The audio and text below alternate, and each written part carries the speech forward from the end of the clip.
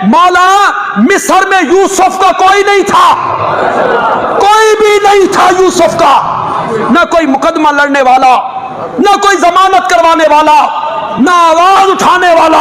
मौला तू कितना कादिर है, यूसुफ को जेल से उठाता है, तख्त पे बिठा दिया करता है, और यूसुफ को जेल से निकालने वाले मेरे मौला डॉक्टर आफिया सिद्दीकी की रिहाई के भी इंतजाम कर दे मेरे।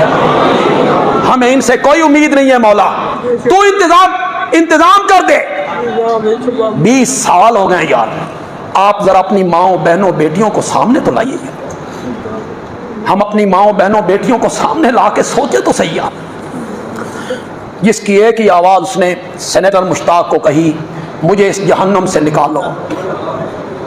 एक औरत जात है, उसे यह भी पता नहीं है कि मेरी माँ मर गई है, वो कहती है मुझे माँ बहुत याद आती है।